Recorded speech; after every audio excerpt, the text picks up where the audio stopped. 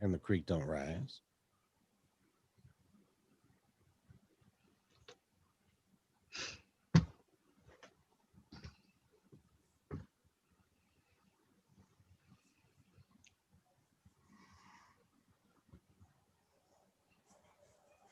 And the creek don't rise. And hi, my name is Kevin McDonald, and I'm declaring my independence. Independence from what? Why, negative thoughts and energy, of course. Chief among them, hate, division, and fear. You see, I know that we're all one, and together we can solve any problem, save our planet and each other. Please join me as we come together as one and choose a better way to be. So now, let's begin with my independence report.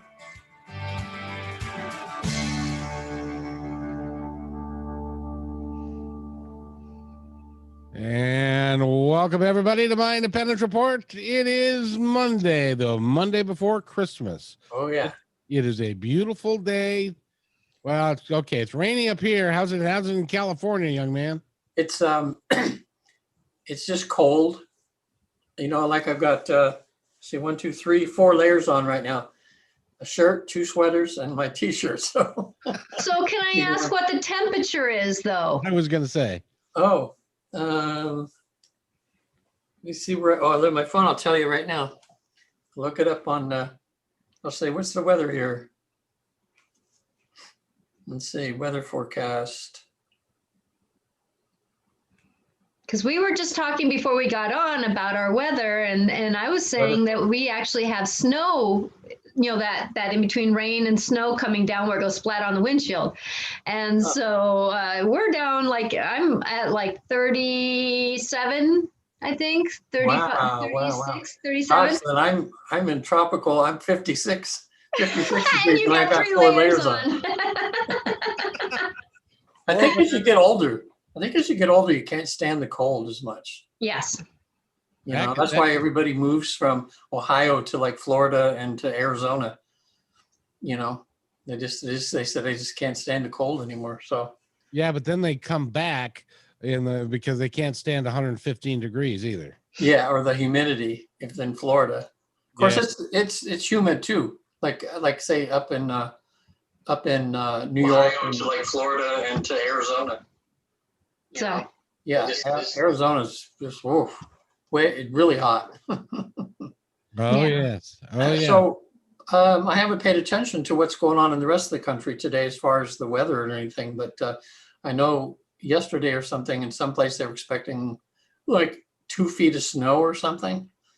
Someplace in the US, I don't know. Back east, they had a nor'easter, and that may have been the one yesterday, but they've been. Yeah, my friend Tony called me from New York City today, and they were walking in the snow, and then he's getting ready to go to Florida in 2 days. So he's an interesting character. You know, we're talking about what happens between lives and things, and he's always been a wild and crazy kind of guy. On the Enneagram, he's a 7, which is called the adventurer. So he's always like looking for the new adventure. Like he'll get all excited about one thing and then something else comes along and he'll drop that, go to the next. And he's been kind of home free for about 10 years now. And he and his girlfriend have, from living in their cars to living down in Mexico when I was down there for a while. And he's always on the fringes of everything. And I did a past life regression for him. I did it in my van when I was down towards San Diego when they were down there. And he had an interesting life he was, you know, what I put people in trance, or they put themselves in trance. And I had him, you know, go through up to the sky, float in the cloud. And I just told him when he left the cloud and came down, he'd be standing at another lifetime, another place. And he found himself on a boat in the middle of the ocean. And so in asking him more questions, everybody just called him Boy. They say, boy, do this, boy, do that. He was like the houseboy on a big ship, you know, probably like the errand boy or something. And then I had him go to something else significant that happened to him in that life. And he was swimming. The boat had sunk, and a few of them were just struggling to survive. and another boat came by and picked him up, and they didn't speak the same language as him. And he said, like, they don't speak King's English or something. Anyway, he was trapped on there for a long time, maybe a couple of years, and they made him clean fish, and like they kept him as kind of a slave. And then he escaped from there, had him go to another event, and he was where elephants were, found out he was in India. Mhm. And so I asked him, I said, well, what's your name and anything? And he kept changing names, you know, and then later on I said, what's your name? And he said, I said, why do you have so many names? And he goes, lots of women, you know, like he's having to change his name to get away from women that he's been with. And then I had him One take way it to do it.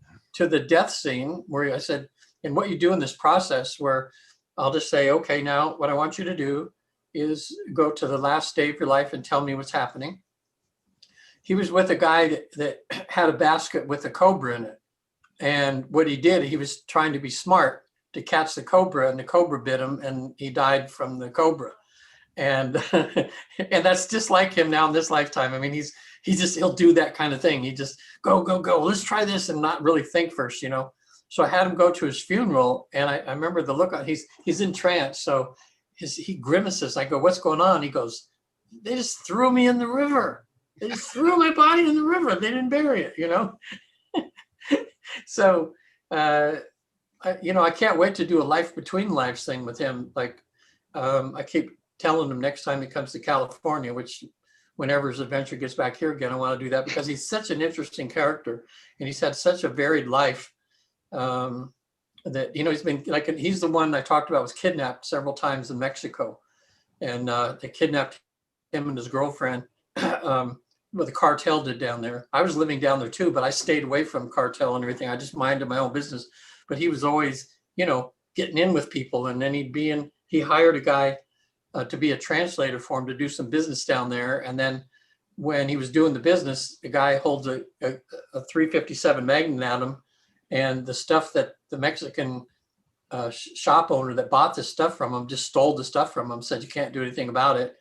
And he couldn't pay the interpreter, and he didn't know the interpreter was a low guy on the totem pole working for a cartel.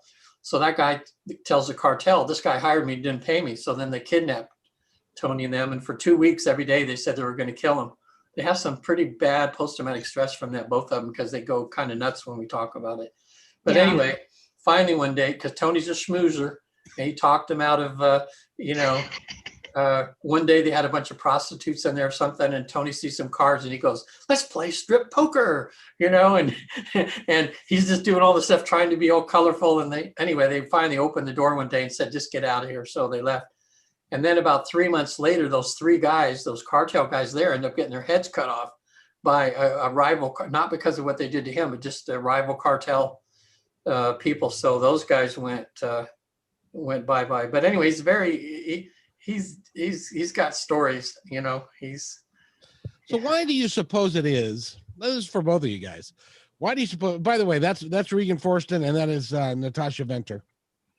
She's a medium. He's a hypnotherapist, and the premise of the show is that we are talking about life between lives and what happens on the other side with us, and when we come back and stuff. But that's a perfect illustration, Regan. What do you suppose it is that makes some of us want to be adventurers like that, and some of us want to sit at home and watch TV?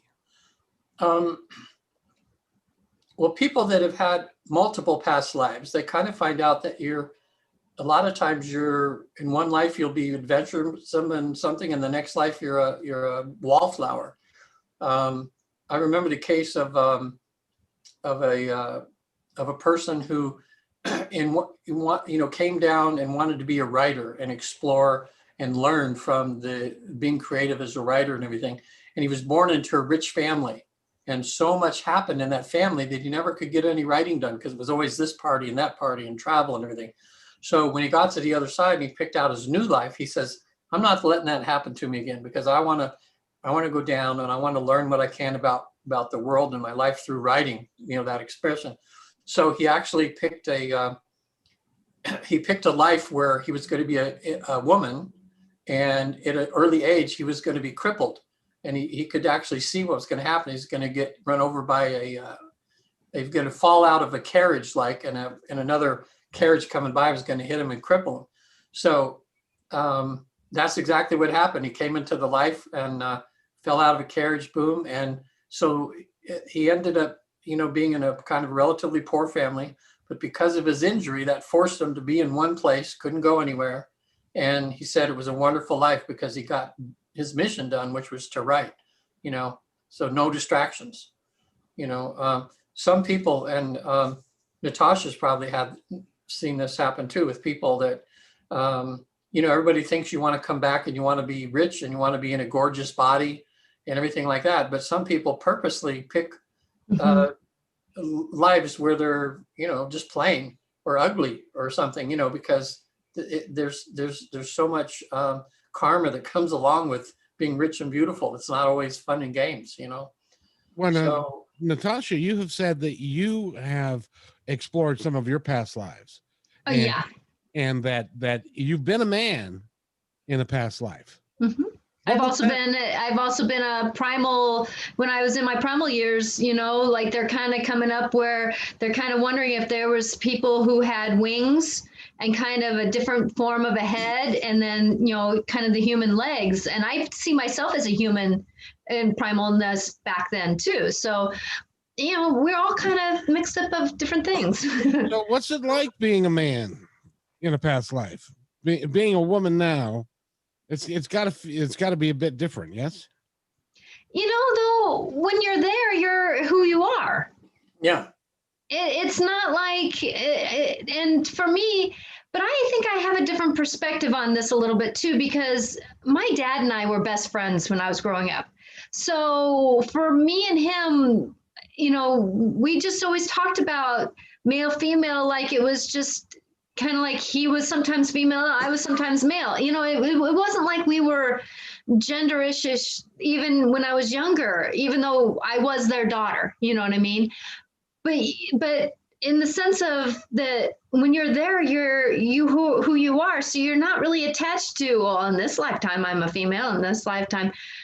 I know in my soul, it tends to enjoy being more feminine than masculine. So I tend to have more feminine lifetimes than masculine, but I can picture one where I was like hefty and I was lifting weights and, because I needed that experience for my soul. My soul asked for that experience of just being very physical. This lifetime, I haven't been able to be very physical because of different scenarios that happened in my life that, I had a neck thing, but yet I really kind of go back to how many past lives did I have my neck cut off or hung or poisoned or, so I'm like in this lifetime kind of dealing with a lot of those to clean that up. And so my neck and I don't like have a lot of things that I swallow because I don't want to be that poisoned, what do you want to call it? Similarities. Are kind of the same. So my throat goes, no, not this time. It's like for even eating vitamins, I have to eat something with it, to get them down because I can't get things down my throat. So, we all kind of have these things that we work through in our past lives. And just because we're male, female, or like my daughter who's now binary, so she's both, and her soul is, and I see her as a twin soul, where she kind of walks kind of in the middle, but she kind of goes more feminine than masculine. Yeah. We all kind of have these things I can't tell you it was any worse or any better, because males have their betters and males have their worsters and so does female, it's like, we have those things that, males have their strengths, women have their weaknesses, males have their weaknesses, female have their strengths. And so each one kind of what life I was in kind of fit that gender. Yeah. When I have people on the other side, it's just like what you said, Natasha, in a way, when they're deep in trance and then say I have a woman, all of a sudden she's a man, most of the time, it's just matter of fact, they're just talking, well, I'm a man, boom. And it's interesting. And they're just living that life. I had a 10-year-old girl. Maybe I told you that story before, but for people that are new listening to this, it's interesting. She told her parents when she was 3 years old that she was stabbed to death in the backseat of a car. And the parents just thought, well, this is weird. They didn't at the time believe in reincarnation, any of that, but she kept that till, every year. And she's a little scared because of that, So they brought her to me, and I had them in the room with me because she's only 10, of course. And reason we don't like to do past life regression with children sometimes is sometimes you come to a traumatic event and we don't want to traumatize them. And a 10-year-old brain sometimes can't do that. Yeah, I remember we talked about this now because I remember that. But anyway, she went right into trance and just seamlessly, all of a sudden she's a man named George in another life. And I'm talking to her, I'm asking her questions. And it was like it was nothing. Here's this 10-year-old girl, and all of a sudden she's a man in another lifetime with a wife and kids. And because she's there and she's experiencing these past memories, it's like she's that person. And when her wife died, when George, the girl's name, I'll make up a name, Irene. When Irene, in another lifetime, she was George. She was married to a woman, and this little 10-year-old girl that you could, when the wife passed away, this little 10-year-old girl who's George, and then, gosh, it was like he was going through, like when you just had your wife die. I mean, it's just amazing, But like I said last week about the man that I had that when I had him go to a significant event, he was a dancer, like a harem dancer for men in some place. And so his name was Bill, but in this other life, I forget what the name was. We got the name from him. But anyway, he says, well, I'm moving around, And he goes, oh my gosh, I had him look at his hands. And he goes, oh my gosh, these are women's hands. And I said, what are you doing? Or something. He had this long red kind of tight fitting clothes on or something. And he's dancing. And I said, then what gave me the clue was I said, so is there other men around? He says, yeah, and they're all looking at me. And he goes, ooh, I know what they're thinking, And then I had him go to another significant part in that lifetime. And all of a sudden he's like, oh my God. And I said, what's happening? He says, I'm having a baby, So, he know now that he had that experience, when he came out of it and we're talking about that past life experience, he just kind of laughed. But at the same time, he goes, man, I'm sure glad I'm not a woman and have to have a baby. That was really hard, So, you just find when you're over there too, sex, whether you're male or female or androgynous or whatever you are, it's just what you are and what you need at the time. It's like no big deal. We make such a big deal out of it here in our lives here, and we have all this stuff. That's why I think this new gender ideation or whatever they're doing now is wonderful, because it's just showing that sexualness and who we are, male, female, a combination of both, a certain percentage of each. It's just who we are, like, so what, Exactly. Everybody should just be who they need to be, and, quit all this, okay, prejudice against it. So both of you had a question for you. We, all three of us, first of all, Regan, you obviously believe in reincarnation, yes? Yeah. And Natasha obviously believes in reincarnation, as do I. Why don't we ever remember what happened before? I'll let Natasha go with that. We're not supposed to. And many of us, like for me, let me back up. There's some of us that are supposed to. There's some of us that are connected that way. There's some of us that have a knowing, that we do. But there's some of us that choose not to because they kind of want to come into the world innocently. And I'm going to apply this to like a woman who has had a baby, and then she decides to miraculously go through it again because she kind of goes into that. Yeah, there's a part of her that just kind of goes in the back seat of saying, that wasn't something that I needed to worry about. I don't need to worry about it. That pain kind of, I don't want to say goes away, but it just kind of becomes nullified, for lack of a better word. And being a woman of having 2 children, I can understand that better than you two in this lifetime, But I want to go back to that, because the one thing I do get, though, having past lives as men, that and me being in the who I am today and recognizing that I can go back to those, that when I have a friend whose male is having a problem, I can have sympathy and empathy for him in a different way than a woman who has blinders on and who is not connected to any of their past life. You know, but past lives do tend to sneak up on us. Kind of like where I was sitting in a auditorium type thing, and this one woman heard a noise, and she goes, "Oh God! Every time I hear that noise, I don't know why it bothers me." And I told her, well, you know, because it was kind of in this kind of realm of talking. It was in a spiritual conversation we were having, and I said, because you were on a ship that actually went down, and that was the last sounds that you heard. And she goes, oh, because I don't even like water. You know what I mean? And so lives do come up. And sometimes when we're supposed to recognize it, it's amazing who the universe puts in our lives to kind of bring out those little gems. Because now, like she says, now I got the understanding. So now it doesn't vibrate in me like it used to. You know, she told me later that it just kind of gave her some ease when she heard that noise, that it wasn't something that was happening now, it was something that happened then. Yeah.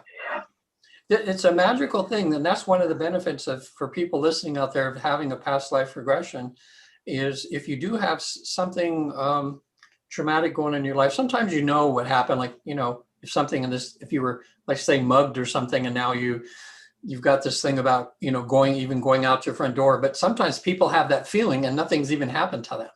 And they go, I don't know why, but ever since I'm little, I'm afraid I can't go close to the beach, you know, or anytime I hear, like you said, a sound or something, and I freak out. And they go, I don't know why, there's no reason for it, you know.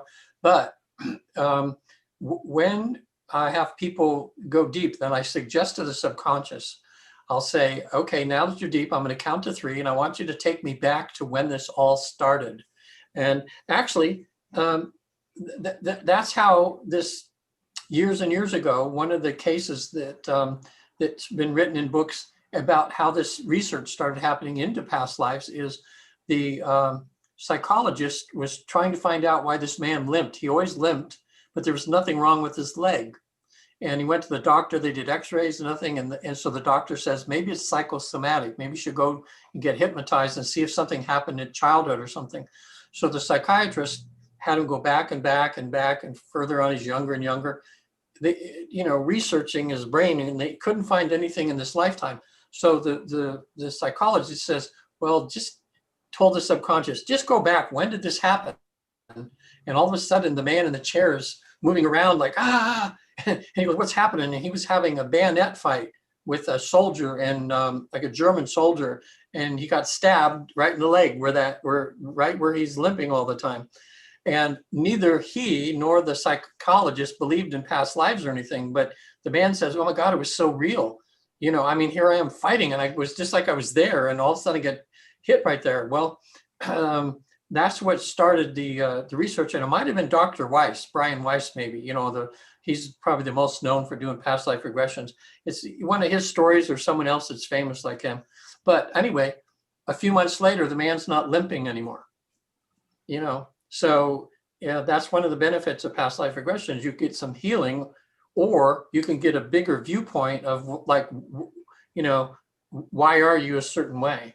So the door is closed. They call it the veil of forgetfulness. Like, and it generally happens right as you come out of the womb, and then whoop, the wall goes up. But it's not 100%. So for some people it is. Others, you know, like a lot of children, until they're 4 or 5 years old, they're still kind of connected to the other side, aren't they, Natasha? You know, and that's when they talk to mom and dad. They go, well, when I was big before, or when I was a mom and dad, or I have another mommy and daddy, or something like that, you know. And they're actually remembering, you know, some of that. And then it seems at a certain point that God or something shuts the door a little more, because it's time for them to get on with whatever they need to do in this lifetime, you know. When my son was 3, he said to my wife at the time, he said, you know, when I was the mother and you were the son, and so it was like, huh, what? But little kids, they hold on to those memories a lot more. Now, before we go and skip merrily on to a different subject, we do have a question from Susan. Is my lifelong issue with food related to a past life, or is it a challenge that I planned for this life? Because it's been a big issue going on forever. So I'll have both of our experts weigh in on that. Regan, you first. Okay, yeah, I'll give you an example. It actually could be either or. And that's why if you go to a therapist, first thing to do is just try to, go do the simple thing first and try to explore and find out if there's anything in this lifetime that's kind of made you be that way. Here's a case history from another therapist I know. This woman had a thing with weight all of her adult life. And she tried she says, there's a diet out there. I've tried it. I've lost a little weight. I gained it back and more. She says, I'm just about ready to give up. I can't figure out what this is. So the therapist regressed her, got her in this relaxed state where you can access this subconscious, and told the subconscious to say, okay, 1, 2, 3, I want to take her back to where this began. All of a sudden, this woman is in a scene where she's holding the hand of her mother, and they're walking down a sidewalk, and there's the cement had kind of come up in one place, and the little girl tripped and skinned her knee.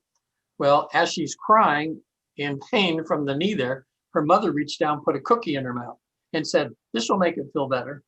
Well, when a kid's just 3 or 4 years old, that goes into their little young brain is like, oh, when I'm feeling and I feel hurt, I put a cookie in my mouth and it's not going to hurt so bad anymore. And so, generally, that's true. It doesn't hurt as bad if you have no, because and one thing is you're taking your mind off the hurt because you go, oh, I'm having a cookie now, So anyway, she was able to lose weight after that. But sometimes it could be like, just say in another lifetime, if you starved, maybe you were starved to death. Maybe you had a family where you died of famine or something. So you come into this lifetime, and anytime you have a chance of getting food or eating, you do that because you don't want to go through that process of starving yourself to death. So it could be either. So you try one. If it doesn't work, it's not something in this lifetime, then you try to go back and just, explore, see if it could have started from another lifetime. Natasha, what's your take? Well, knowing Sue, because I've done many sessions with her, so that I would say that, there's a couple of lifetimes that I'm going back to for her. That one is the Egyptian time when she was part of the king. She was part of the lead, and so I see her being fed food a lot. So food was very rewarding because the peasants didn't have food, but the people of money did. And so there was part of that, but also too, I'm getting that this is part of her life journey dealing with, and I'm just going to say the brother, and there's some things going on with mother, father, that those three things kind of tied into a little bit of the stories of past lives where food was rewarding. And so then with all the negative things that happened for her, that food was rewarding, but it wasn't the same thing as always eating. But it was more the context of is that, the body needed protection. So to put on the weight, the body needed solace. So the food needed to come in, there's that kind of double-edged sword in a way of past lives, but then this life just kind of re-triggered some of that scenario that the body and the metabolism that you chose to come in with didn't help either. Yeah, it's not just a easy, it's not, you have to that's why you have to just kind of explore and try this, try that. Like one of my clients lost 90 pounds after we found out, I had her in hypnosis and I started just talking to her about why she put on the weight. And we figured it was because she was abused. She had two relationships that were very abusive with men. So subconsciously, she said, I'm just going to make myself ugly. I don't want men, because she was a ballet dancer, actually very pretty. And she put on 90 pounds and she said, didn't have trouble with men again. that way, you know. And then she got in a relationship where it was safe and she had someone that wasn't abusive to her and everything. She realized that she had put on the weight as a putting distance between her. Mhm. And, you know, because it's just like A lot putting of a people do wall that. up. Yeah. And when she realized that, then we got her on a sensible diet, and she lost it over about 3 years. She lost you know, slowly and whatever. And she's back. She's 65 now, and she's taken tap dancing classes. Oh, You good for know, her. I went to her recital, and it was so cool to see her up there with a bunch of other seniors. She was the youngest. There were some in their 80s, and they were doing a Christmas show. They had like 4 tap dancing numbers, you know. A couple things I just want to throw in here. One is that it can also be regional. There was a comic on. I don't know if you ever watched the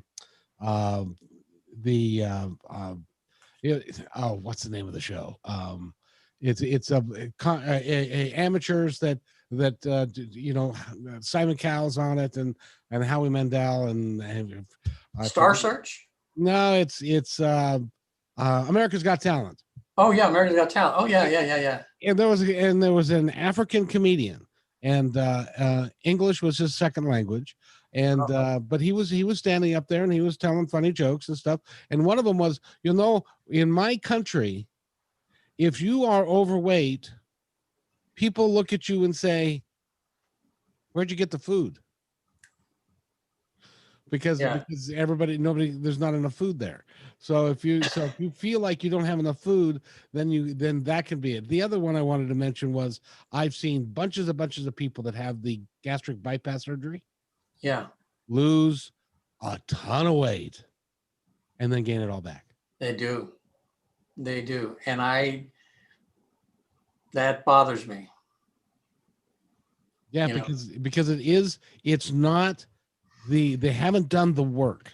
They haven't done the internal work because even when they're skinny, they still feel fat, or they feel inadequate, or they feel less than, because and so how would the two of you advocate that somebody do the work when they're in the process of losing weight so that they can keep it off? Natasha? Well, I know for me that, you know, when I had the opposite problem. When I left my ex-husband, I weighed below 100 pounds because my body at that time had such fast metabolism. I come by it honestly with my family histories and stuff that, but the one thing is that we all struggle with something about our self-image. And part of this is what we walk into with past lives. Some of it is what we were told when we were kids. So for me, I had low self-image, even though I had, you know, the body that would be okay in some standards. And I'm only 5 foot. So me being heavier does not do my joints well anyways, because I'm just light bone too. And so with we have to work on self-love, and no matter where we're at. And it's not necessarily that we have to be perfect or imperfect. It's just that self-love. And so if we can just, no matter where we're at, makeup or no makeup, hair brushed or not brushed, 100 pounds or not 100 pounds, be vulnerable enough to be able to look in the mirror. Some of us need to do just a mirror. Some of us need to do a mirror. Some of us can do a mirror, you know, and then some of us can do the full length mirror. But start somewhere and just start looking yourself in the eyes. And you don't even have to say anything. Just start looking yourself in the eyes and really start looking. Because a lot of us put on makeup, but we don't see ourselves. And then, if you can, start saying the words, I care about you. You're worthy. You're important. And then if you can add on, I love you. I love you. And start really looking in the eyes and just, you know, start really seeing. And you almost have to look past this to see in the eyes. Your eyes almost will go blurry for who you are on the outside. And if you can do that, no matter where you're at, then as you start to lose the weight or start working on the weight or start working on the self-image or the self-inner image, because I had to do a lot of work on my self-inner image, that as we work on that and we start doing that, it's amazing how it doesn't matter really what happens on the outside. We're kind of okay-ish. I wouldn't say that I'm always okay with who I am, because there's certain things that I like to stay kind of, for lack of a better word, that I understand if I put on extra weight, what am I protecting myself from? So I kind of look at those scenarios. If I'm having a hard time not wearing makeup, why am I having a hard time not wearing makeup? I purposely not wear makeup to be able to work with my image as I am. So there's those things that we kind of find comfort in, that the working through that, and just saying, not enough of us say that I'm worthy, I deserve, I'm okay, you're okay, I'm okay, we're okay. It's that conversation that we have, because we're so taught that we're not. ... But you've got to be okay exactly as you are. Exactly. And not live by anybody else's standards, not live by that mother in you that says, dear, you're just, you need to lose some weight or the men aren't going to come, and all that. Regan, what do you think? Yeah,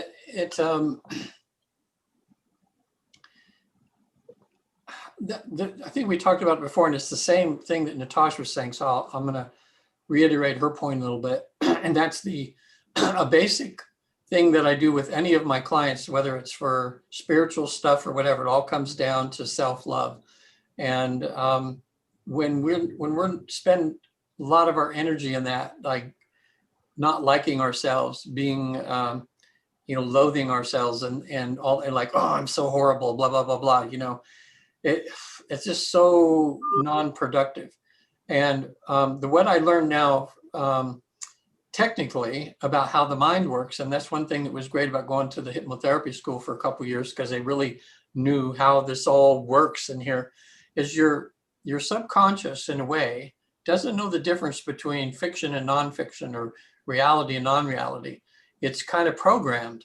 And so we've kind of programmed ourselves that when we see that person in the mirror that we've thought bad of, and we go glance in the mirror, we go, oh, there's a person I don't like. Well, you can reverse that. So like doing what she says, if you're looking in the mirror and you stand there, I have my people just says it's going to feel real silly at first. I says, if you have, just take a shower. When you come out of the shower, you're all naked and look in the mirror. And I said, now you might have to fake it till you make it. But that works, even faking it till you make it. You just stand there and you try to look yourself in the eye as much as you can. And you just go, I love you, man. Oh my God, I feel hate. I said, people, they get so embarrassed and they laugh just thinking about saying they love themselves, which isn't that interesting? We should be the person we love the most in the world. And so by doing that exercise, what's happening is, if a person was walking by that you loved and you saw them, and all of a sudden you get all these warm fuzzies inside, and say it's your spouse or your significant other, and you go, oh man, I love you. Well, when you look in the mirror, so what that means is every time your partner starts to come by, your subconscious identifies that as someone you love. So it starts sending the happy hormones in your body, because, oh, there's a person I love. Well, when you look in the mirror and you start with as much as you can, and it can grow over time as you start doing this every day for a while, you look in the mirror and you go, oh, I love you, man. Well, your subconscious starts going, wow, the last time this was a person we didn't like, and now we're saying we like them. Oh, okay. And then the next time subconscious goes, I guess we really like this person. Okay. And it starts sending out the good hormones. And pretty soon you look in the mirror, you don't even have to say anything to yourself. You get that little glint in your eye and you just go, wow, you're pretty cool, man. I love you. And it feels real. But you've reprogrammed your subconscious to be on your side now of, this is a person that you love, So whether it's an image in a mirror you see, or someone's right in front of you that's really there, it's the same thing to the subconscious. You're seeing someone and you're saying you love them, and it's going, okay, well, I'll put that hate aside. I guess we're going to start loving this person, so it works. Yeah. Or give them a cookie. Yeah. And I want to add another little twist into this little gadget here, that that, many of us say, I want to lose weight. Well, if we lose something, don't we usually want to find it again? So playing on the words here, I want to relieve myself of this story of having extra weight. I want to be done having extra weight. Change the context, because the subconscious does hear words that we're saying. Because most of the time we want to find what we lose. True. Yeah. And so, and that's the thing is that, in some ways, because of being at the age that I'm at, my body's kind of playing with, my weight a little bit different, but I'm just kind of saying, I want to get in shape where I'm at, which will equal either me shifting my weight or it will equal me feeling better. Either way, I'm good to go.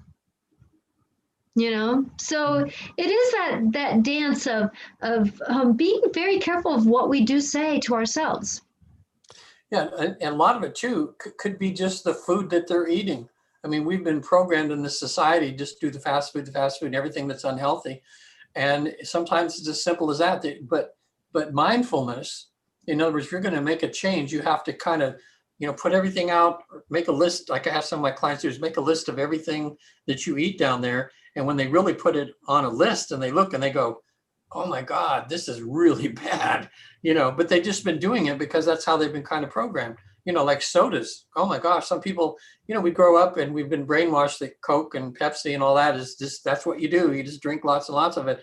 The sugar that's in there and the amount of calories and everything, that adds up to a lot of pounds. And people go, well, it's just a drink. Well, no, that's that extra ounce you put on your body every day when you have one of those, and then when you start educating yourself and you see a Coke or Pepsi, and then you kind of look at it for a minute and you become mindful and you go, oh, should I be doing this? And then you got to do a little work, and you got to like I tell people, I said, well, don't just throw it out altogether.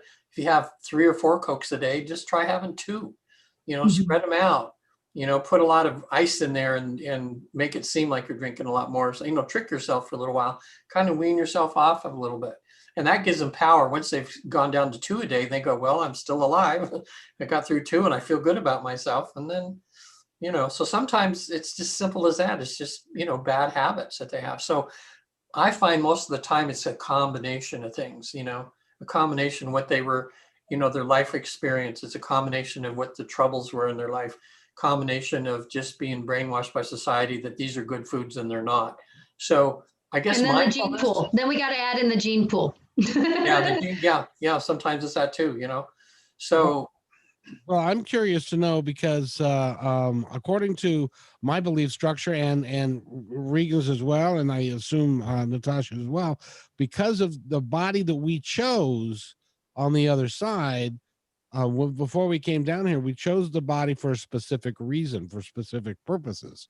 And some of those, that's why I believe, honestly, that's why in a lot of cases, people that lose a bunch of weight gain it back, because that wasn't their body's design and that wasn't what they were meant to be. I'll give you an example. When I was in high school, when I was a senior in high school, I weighed 178 pounds. And according to my pediatrician, I was obese. I was an all-star or a all-conference player on the football team. I played on the baseball team. I played on I was a wrestler, and my body fat was probably 10%. Or less. And but I weighed 180 pounds, and according to the charts, I was obese. And we feed our kids that kind of stuff, and we don't feed them correctly. But I think that when we're on the other side and we pick the body that we're going to have, these are some of the pitfalls that we may be working to get rid of. Does that make sense? The experience we want to have, or to learn how to not do what that body is designed to do. Yeah, that's part of the networking, because we have, past lives, we have the DNA, we have life experiences, we have, so it is part of that networking, because a lot of times we may think that we want to come in with a more fitter body, but then we get terribly abused when we're children. And then our parents try to cover it up by feeding us something. It's like and that circle keeps going around and around and around. And unless we quit that, we're not going to fix it. And so that's why some people gain weight again. But yet at the same time, though, we have these scenarios that we kind of sign up for, kind of like for me, when I was signing up to come in, it was like, I'm not going to get poisoned this lifetime. I'm going to be free from getting my neck cut off. I'm going to, but yet at the same time, though, that actually caused other problems, because now it's like, I can't eat nuts. I can't eat corn. I can't, it's like, I had a hard time with, smoothies don't go down my throat, it's like, there's certain things that just don't happen, which is almost a detriment on the other side of that.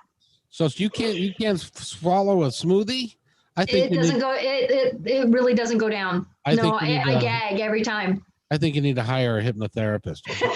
You know any? No, I've been working on it, because I know I've known the cause for a lot of years in my life, and I have worked on navigating through it, and I'm to that point where my self-confidence in me, who's controlling who? I always ask that question. Who's controlling who? And my throat has been controlling me for a lot of years. So now it's my turn to have a better health.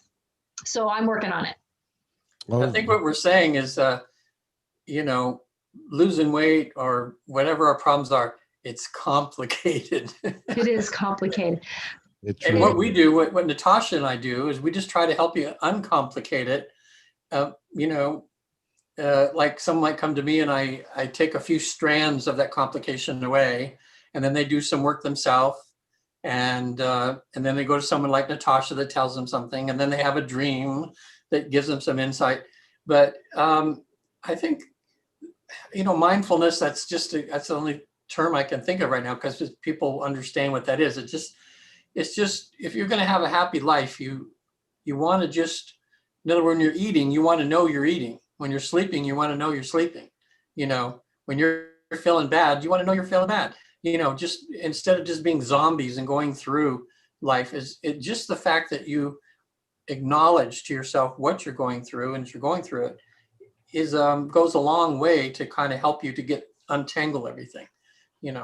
So in meditation, meditation helps. Learning to eat right. I mean, as much as I'm preaching it too, I mean, I'm reaching for that chocolate chip cookie every night before I go to bed, but I used to have 4 or 5 cookies, and now I'm having 1. So what, you living in the DoubleTree or something? They give you cookies all the time at home? No, I love, I'll just make them. I love those the chocolate or just the Hostess cupcakes, or just something chocolate, so I still got. There again, though, we are on this life to live. Yeah. And there is a fine line between being healthy and kind of enjoying ourselves. And so if I can, because since I can't eat anything with nuts, so I'm down to chocolate chips for my chocolate, that me having a handful of chocolate chips is not going to make or break things. But yet at the same time, I know the difference between having the healthier chocolate chips than a Reese's peanut butter cup. Because if I have a Reese's peanut butter cup, I want to eat the bag. But if I have my chocolate chips, I'm satisfied with a handful, because it has different makeup in it. It's made from a different company. It's made.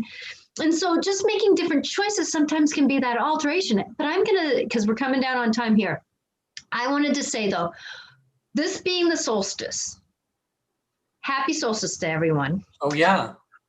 But we have a connection of planets together that are setting us up. What kind of life do we want to live? We have a way to rewrite so much of our contract right now if we choose to have a life that we are wanting. Remember, what you say is what you're going to have. So if you're saying, I'm overweight, I'm always overweight, I'm overweight, what are you going to be? Yeah. Overweight. Oh God, I ache. I am. What are you going to be? Like I have my fingers are starting to ache because I'm eating something that's not right. And instead of saying, oh, I have arthritis coming on, I noticed that like this finger's about liver. So I'm kind of taking care of my liver. check in to see why your body is talking to you, and you can navigate through things a little bit different. But I want everybody to know that at any point in time, solstice or not, you can write a new contract for moving forward different in your lives. It just takes that moment to say, I want to be done with, and I am going to receive. One good mindful thing to ask yourself every time you do something is you say, okay, am I doing short-term comfort or long-term gain? In other words, so many times, like, you want to lose 30 pounds and you're going to go to the gym and lift weights and everything, and your body, your subconscious is saying, man, I don't want to get all sweaty today. And I gotta get up. It's an extra hour early and I got to go to the gym. And then when you sleep in and all that, you're just taking short-term comfort. But you have to really look at, if you did go to the gym and you did that, how good you're going to feel about yourself. And the long-term gain is where you really want to be. You want to be healthy and everything. So just to be mindful, and and if you do short-term comfort, you go, oh, okay, but at least you're making the decision consciously to not go to the gym, and just doing that is going to help you to go for the long-term gain more times than not, because you can't play dumb anymore. You're realizing you made the conscious decision to either just be comfortable for a little bit or whatever. And we all know that when we do the long-term game, that's generally when we feel best about ourselves, because we're making headway somewhere. Well, it's just like some people who have dairy, and they go, oh, I feel so terrible. I just had cheese.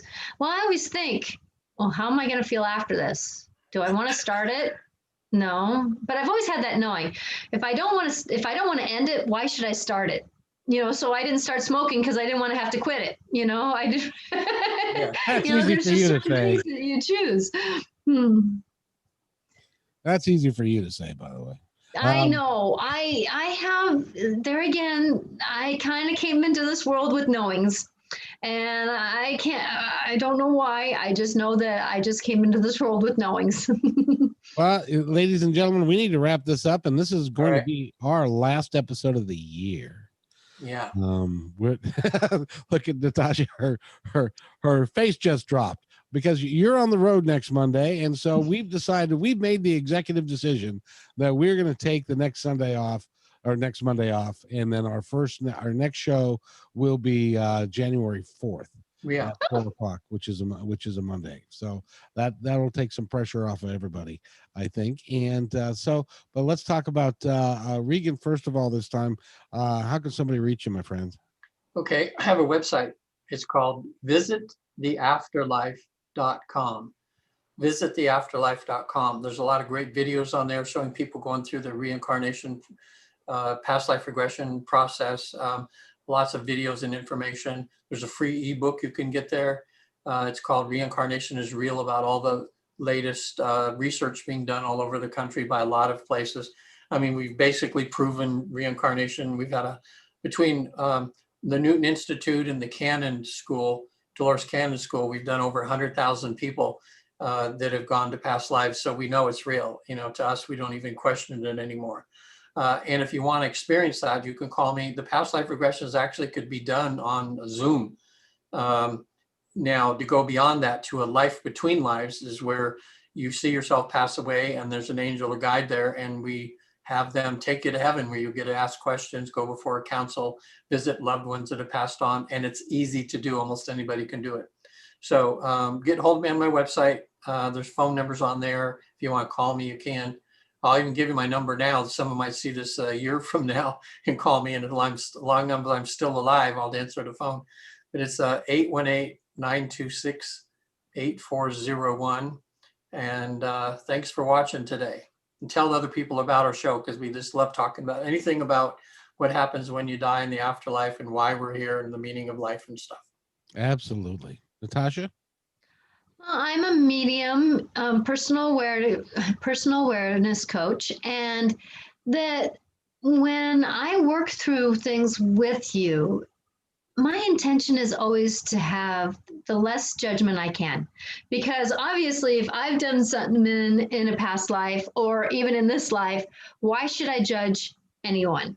So with that when I have a session with you, my intention is to help you with what your need is. And sometimes I've had people who just say, I don't have any questions. And the universe just says, and they go, oh yeah, I forgot about that. Okay, yeah, I guess I'm supposed to work on that now, and I have people who have sent me emails saying, I listened to your CD back when I used to do CDs. And what you said still helps me to this day. It helps me keep going on that coax, because that's what the guides do. They give me, things to help you through your life. And that's my only wish, is to help people get through their life, because this life isn't meant to be punishing, especially self-punishing. And so if we can just get through this life with a little bit more, oh, okay, that makes life a whole lot easier. So you can reach me at angelicclarifications.com or Natasha at angelicclarifications.com. And I'd like to close with, first of all, I'm not a medium. I'm well done. But I thought you were really rare. you see, I've never met a person like you. I think you're rare. I think so too. You've never met a person like me? How could that possibly be? In any event, but Susan had a comment that I think bears repeating, and that is, I think most, if not all of our issues have to do with self-love, and it's about our blocking it. And I refer to it as we're listening to and believing stories that don't exist. Yes. There's stories that people have told us, that we have listened to, and through magazines and through television and through movies, of how we're supposed to be, who we're supposed to be, what we're supposed to look like, how we're supposed to behave. And we're telling ourselves stories that don't exist. And what you need to do is to go find your own story. That's my story, dang it. And start looking in the mirror to do that. Start looking at yourself in the mirror to do that. That's the only truth that there really is the one that's looking in the mirror. Yep, but if you need to, get a really tall one or a really wide one, but get one that you can fit in, and then be proud of yourself. Yeah. Yes. You're proud of who you are. Anything from today. That's just the I love you exercise. Yeah. So you can do it when nobody's around. Just start doing it, and you will. I'll definitely tell you, after a few weeks of doing it, you're gonna think you're a different person. And I even wake up going, I love you. I love you. Thank you for waking up this morning. I love you. I love you. Thank you. Thank you. Thank you for waking up this mormorning. Yeah, for some of us, it's more of a surprise than others. Like, damn, I made it again. I made it again. I'm always grateful when I do, because you never know what tomorrow's going to have, or the next minute's going to have. I'm just amazed at what life can do. Yeah. And at this maybe moment, when you wake up, first thing you could say is, when you realize you are alive again, is just say, bless this day and those I serve, is a good way to start the day. That's a great thing. Say that again. Yeah, bless this day and those I serve, and realize it's all about doing something for the universe, doing something on the plus side. Mm-hmm. Oh, and remember, we're in that equation of who we serve. Exactly. It could be, if you're by yourself all day, then nurture yourself, Exactly. Especially in this time of COVID, when a lot of us end up, this is going to be, for some of us, is going to be a difficult Christmas because we can't be with loved ones. Yeah. We're going to be isolated a little bit. And just remember that you are loved, as Natasha says all the time. Yes. And that take care of yourself. Have a very Merry Christmas, everybody. Yeah. Or whatever you believe in. Have blessings. Right. Have a wonderful holiday, whatever you're doing. But just remember, take care of yourself and take care of each other, because each other is all we got. All we got. Hey, and thanks for listening to this episode all the way to the end. Hey, pretty cool. Hey, don't forget to follow us so you can receive regular updates and new posts. And remember, take care of each other, because each other is all we got. See you next time on My Independence Report.